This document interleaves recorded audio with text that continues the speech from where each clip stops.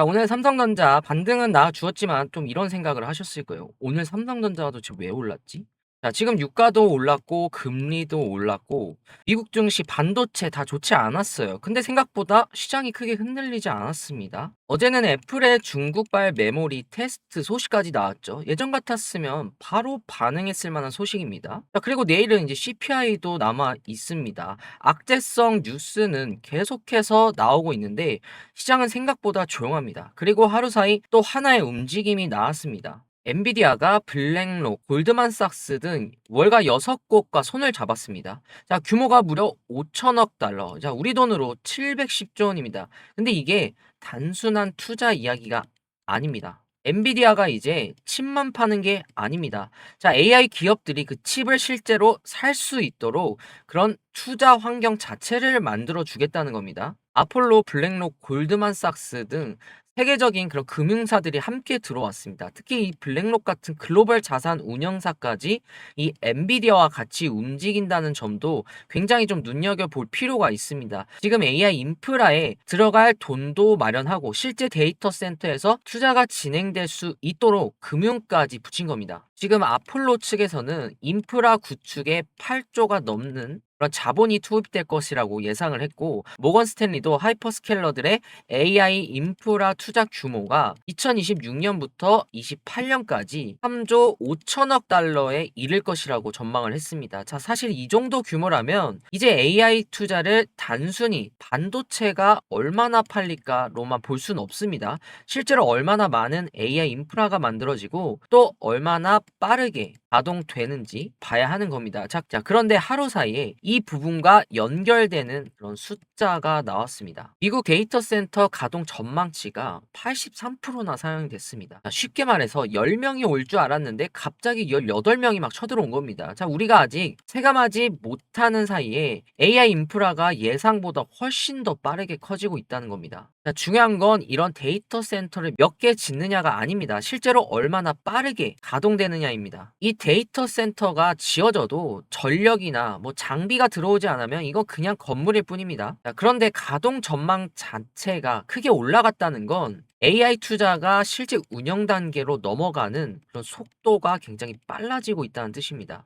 그리고 데이터 센터가 돌아가게 되면 서버가 필요하고 그 서버가 늘어나게 되면 당연하게도 메모리가 따라 붙겠죠. 자, 특히 지금 AI 추론이 커질수록 HBM만 보는 시장이 아닙니다. 자, 범용 D램과 SSD까지 수요가 같이 움직일 수 있습니다. 자, 결국 중요한 건 이런 AI 투자가 실제 반도체 수요로 넘어가는 속도예요. 그리고 이게 단순한 전망인지 실제 수요로 이어지고 있는지 숫자 하나를 보면 바로 아실 수 있을 겁니다. 8월 1일부터 10일까지 수출이 213억 달러입니다. 8월 기준 지금 역대 최고입니다. 자, 그런데 여기서 반도체를 봐야 됩니다. 반도체 수출만 100억 달러입니다. 전년 대비해서 무려 155%나 증가를 했습니다. 10일 만에 반도체 수출이 100억이 넘어선 겁니다. 자, 시장에서 계속 질문을 했었죠. AI 수요가 이제 정점을 찍은 것이 아니냐 이런 걱정을 했었는데 실제로 숫자를 보면 이야기가 다르죠. HBM 같은 그런 고부가 제품뿐만 아니라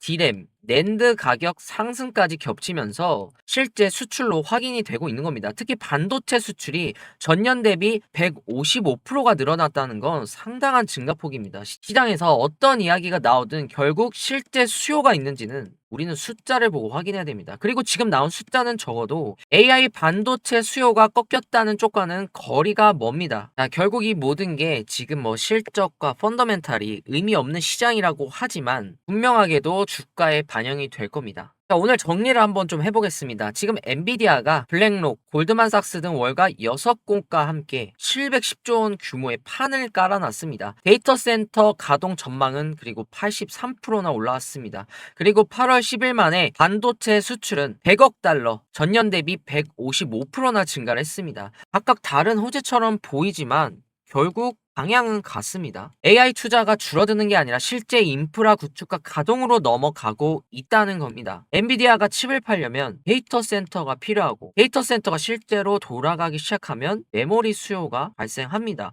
그리고 그 수요가 실제 반도체 수출 숫자로도 나타나고 있어요. 결국 지금 삼성전자를 볼 때 중요한 건 오늘 주가가 몇 퍼센트 올랐냐가 아닙니다. AI 투자가 계속되고 있는지, 그 투자가 실제 데이터 센터 가동으로 이어지고 있는지, 그리고 그 반도체 수요와 실적으로 연결되고 있는지를 봐야 됩니다. 지금까지 나온 숫자만 놓고 보면 AI 수요가 꺾이는 모습보다는 오히려 실제 수요가 예상보다 더 빠르게 나타나는 쪽에 가깝습니다. 자, 그러니까 내일 CPI 하나, 또 하루 주가 하나, 그런 악재 너무 앞서서 걱정하실 필요가 없다는 겁니다. 자, 물론 주가는 중간중간 흔들릴 수 있습니다. 하지만 이 수요와 나중에 반영될 실적이라는 이런 큰 방향이 살아있다면 이야기는 달라집니다. 결국 시장은 숫자로 돌아오게 돼 있습니다. 그리고 지금 삼성전자를 둘러싼 숫자 사실 말할 것도 없죠. 자, 오늘 영상은 여기서 좀 마무리를 하고요. 오늘도 도움이 되셨다면, 아니 도움이 안 되셨더라도 구독과 좋아요는 꼭 잊지 마시고 부탁드리겠습니다. 자, 내일은 더 좋은 영상으로 뵙겠습니다. 자, 윤프로였습니다. 감사합니다.